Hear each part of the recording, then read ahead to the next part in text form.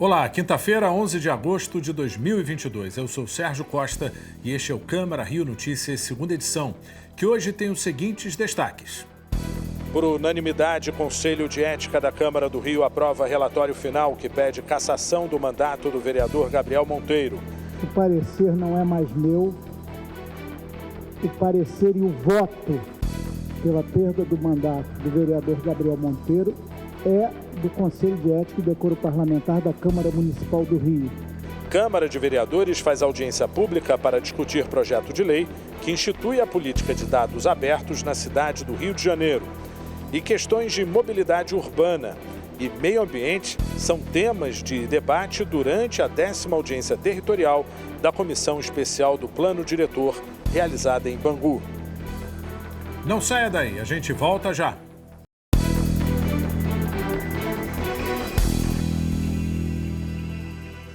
A gente começa essa edição falando da decisão do Conselho de Ética da Câmara Municipal do Rio, que aprovou por unanimidade o relatório que pede a cassação do mandato do vereador Gabriel Monteiro, por quebra de decoro parlamentar. Agora o caso será definido em votação no plenário da Câmara. O encontro aconteceu na sala da presidência. O colegiado, composto pelo presidente Alexandre Esquerdo, vice-presidente Rosa Fernandes, membros Tereza Berger, Luiz Ramos Filho, Zico e Wellington Dias, votou o documento final apresentado pelo relator Chico Alencar, que pede a perda de mandato do vereador Gabriel Monteiro por quebra de decoro parlamentar. A deliberação do Conselho de Ética foi tomada com o voto da maioria absoluta de seus integrantes. O relatório final foi aprovado por unanimidade. O parecer não é mais meu. O parecer e o voto pela perda do mandato do vereador Gabriel Monteiro é do Conselho de Ética e Decoro Parlamentar da Câmara Municipal do Rio. O relatório vai ser encaminhado à mesa diretora nesta sexta-feira. Se houver recurso por parte da defesa, a Comissão de Justiça e Redação tem 10 dias úteis para avaliar as alegações dos advogados. Depois disso, segue para votação em plenário. Todo o processo de A a Z, a partir de hoje, estará disponível na Procuradoria para que todos os vereadores tenham acesso a tudo. Quebra-se o sigilo total a partir de hoje. Então, tem muita substância, tem muito dado, tem muito elemento para qualquer vereador ter consciência do seu voto. Na sessão plenária desta quinta-feira, os vereadores aprovaram um projeto que inclui o Dia da Visibilidade Lésbica no calendário oficial da cidade do Rio de Janeiro. Outras propostas também foram à votação. Os projetos que estavam previstos para análise em segunda discussão foram adiados em uma sessão. Em primeira discussão, o primeiro projeto de lei aprovado obriga a instalação de fraldário em banheiros masculinos nos shopping centers, estabelecimentos similares que não têm local reservado para livre acesso de ambos os sexos. Também foi criado o bairro Barra Olímpica pela subdivisão dos bairros Barra da Tijuca, Camorim e Jacarepaguá. Outro projeto que foi aprovado obriga os condomínios verticais a fazerem o bloqueio de janelas e varandas nas áreas de uso comum, localizadas em andares superiores ao pavimento térreo. Um dos projetos de lei bastante discutidos em plenário foi o que estabelece a gratuidade para cadeirantes pelas operadoras de serviço de transporte remunerado privado individual de passageiros por meio de aplicativos ou plataformas de comunicação. Foi aprovado com apenas um voto contra. Outro projeto de lei aprovado e comemorado na galeria do plenário foi o que inclui o Dia da Visibilidade Lésbica no calendário oficial do município. O projeto foi reprovado 2 vezes desde 2017, quando foi apresentado pela primeira vez pela vereadora Marielle Franco. Hoje muito me orgulha ser uma vereadora sapatona nesse plenário e ver esse plenário dizendo não à lesbofobia na cidade do Rio de Janeiro. O projeto está em primeira votação. Importante lembrar que ele vem à segunda votação e eu espero que essa casa cumpra com excelência o que fez na tarde de hoje, dizendo sim que a vida das mulheres lésbicas importa. A Câmara de Vereadores fez audiência pública nesta quinta-feira para discutir o projeto de lei que institui a política de dados abertos no município do Rio. A iniciativa foi da Comissão de Ciências, Tecnologia, Comunicação e Informática. O compartilhamento das informações é destinado ao uso do setor público e dos cidadãos e deve ser disponibilizado em um portal de transparência único. A integrante do Instituto de Tecnologia e Sociedade do Rio, Ana Carolina Benelli, que participou online da audiência pública, apresentou uma estatística do European Data Portal que demonstra que, em 2019, 7 mil vidas foram salvas no continente graças à abertura de dados, que cruzou as bases das polícias rodoviárias federais e dos sistemas de saúde para atuar em locais de alta concentração de acidentes de trânsito. Os representantes do Poder Executivo discutiram aqui na Câmara a governança de dados, acesso facilitado e a capacidade de atualização das informações disponíveis. A intenção é formular até o final do ano uma política de abertura de dados na Prefeitura do Rio. O chefe executivo do setor do município ponderou que o custo operacional da abertura das informações é alto e é preciso estabelecer prioridades.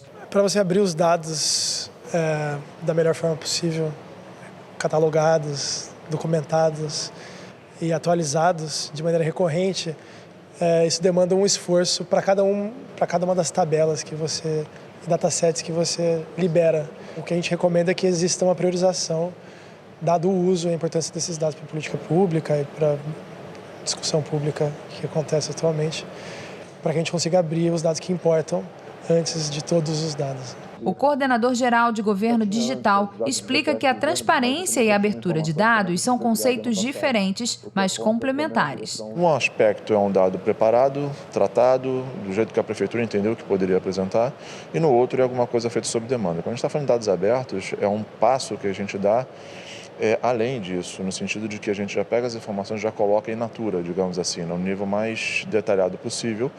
E não é alguma coisa que um leigo, por exemplo, poderia pegar, que ele olha aquilo lá e faça o que com aquelas informações ele não vai saber, mas os que têm algum tipo de especialização em termos de tecnologia, tem a capacidade de pegar aquilo e tratar aquilo como uma mina de ouro. Foi muito produtiva a presença do Poder Executivo junto com convidados da sociedade civil, seja de empresas, seja de terceiro setor. É muito importante para a gente começar esse debate, trazer dados abertos, fronteira, vanguarda do debate no Brasil, no Rio de Janeiro, no mundo. Temos muito que aprender e hoje as considerações foram muito importantes para isso.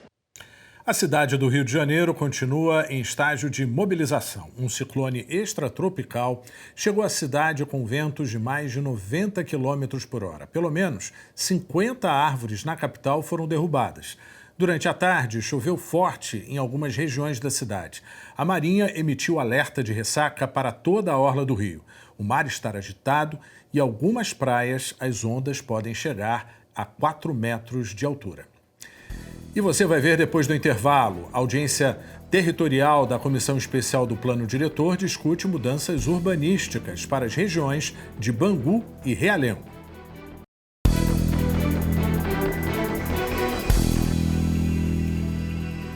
A 10ª audiência territorial da Comissão Especial do Plano Diretor foi marcada por discussões em torno de temas como mobilidade urbana e meio ambiente. Os vereadores ouviram as propostas da Prefeitura e as necessidades dos moradores da área de planejamento 5.1, que reúne 12 bairros da Zona Oeste do Rio. Foram quase 3 horas de audiência realizada na sede do Bangu Atlético Clube. Na plateia, moradores da área de planejamento 5.1, que reúne 12 bairros: Realengo, Padre Miguel, Senador Camará, Jericinó, Deodoro, Vila Militar, Magalhães Bastos, Campo dos Afonsos, Jardim Sulacap, Jabur, Vila Kennedy e Bangu. A região tem cerca de 671 mil habitantes, de acordo com o censo de 2010 do IBGE. 18% moram em favelas. Mobilidade, meio ambiente e habitação estiveram entre os temas discutidos. Jéssica Ohana, assessora técnica do IBAM, destacou os parâmetros urbanísticos, como usos do solo, gabaritos e o potencial construtivo da região. Felipe Manhães, gerente de planejamento local, falou sobre a questão dos alagamentos e as propostas de drenagem. Ela vai estabelecer 20% do terreno livre para que seja absorvida essas águas de chuva. Tá? Isso nas partes dos terrenos particulares. Nos públicos, há a criação de jardins de chuva e canteiros drenantes, faixas de serviço nas calçadas de piso permeável e faixa drenante nas praças e estacionamentos. Marcos Cerqueira, integrante do Conselho Consultivo do Parque Estadual da Pedra Branca, chamou a atenção para a questão ambiental. Gostaria de alertar que no dia 21 de agosto do ano passado, eu entreguei em mãos uma matéria sobre aquecimento global. E a área mais afetada será a área de Realengo, a Zona Oeste Pobre.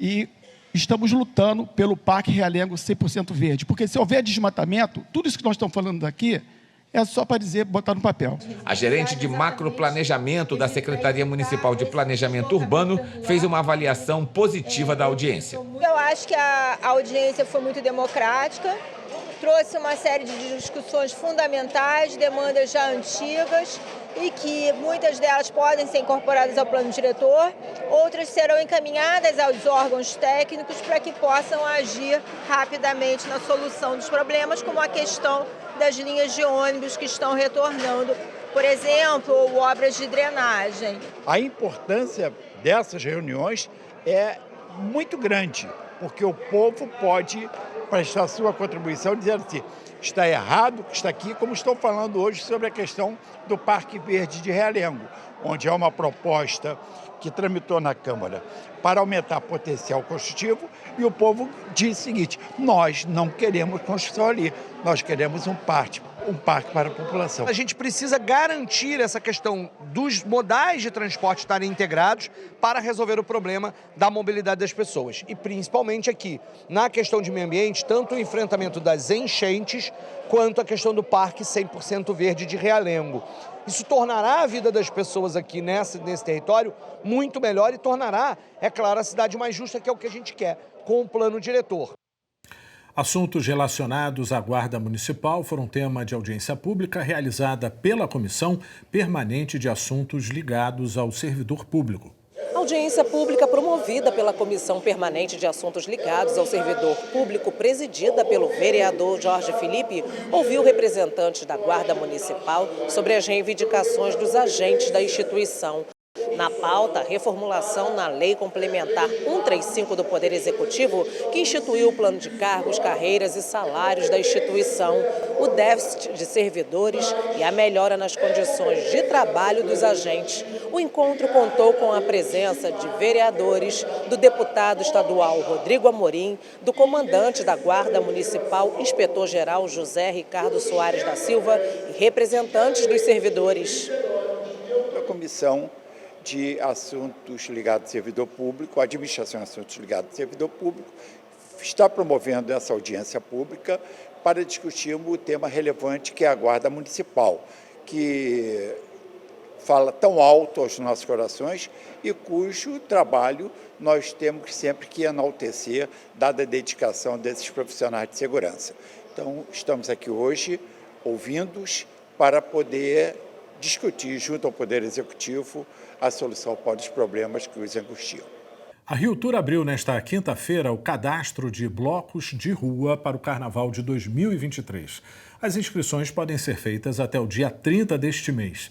O cadastro é a primeira etapa do processo de autorização da Prefeitura para o desfile dos blocos carnavalescos. Os pedidos vão ser analisados e as respostas disponibilizadas até o dia 20 de setembro no site da RioTour. E foi aberta agora há pouco no Jockey Club mais uma edição do Rio Gastronomia. A repórter Simone Braga tem os detalhes. O Rio Gastronomia está de volta ao Jockey Club com diversas novidades para o público, no espaço com 31 mil metros quadrados de área ao ar livre. O maior evento de gastronomia do país trará o melhor da culinária do Rio, diversos shows, aulas com chefes renomados e, claro, esse ambiente aqui divertido e descontraído. Mais de 35 restaurantes servirão cerca de 110 receitas a preços mais em conta para o público. E o Rio Gastronomia acontece de 11 a 14 e de 18 a 21 de agosto. O evento ele é importantíssimo para a nossa cidade. Ele é uma entrada muito democrática do carioca com o mundo da gastronomia. Então é aqui que ele conhece os restaurantes que ele viu na revista, viu no jornal e passa a ver que são acessíveis, que aqui num evento como esse você pode experimentar de tudo um pouquinho. E não tem nada mais democrático e carioca do que a nossa comida. E o Câmara Rio Notícias de hoje fica por aqui. Acompanhe o que acontece no Legislativo Carioca em câmara.rio e nas nossas redes sociais em @CâmaraRio. O conteúdo da nossa programação também está disponível em podcasts, que você pode escutar na sua plataforma de áudio preferida. A seguir, você assiste ao programa Câmara Rio Entrevista.